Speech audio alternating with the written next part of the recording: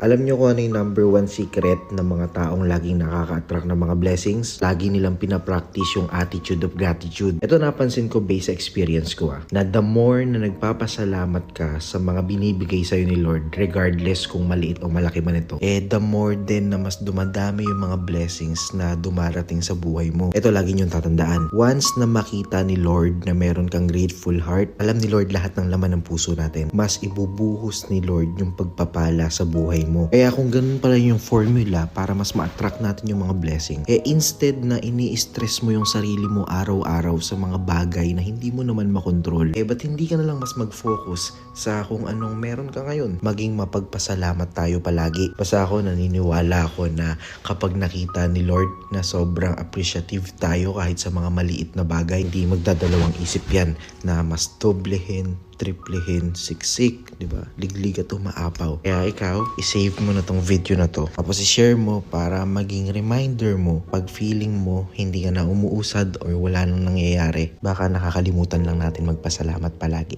Follow me for more.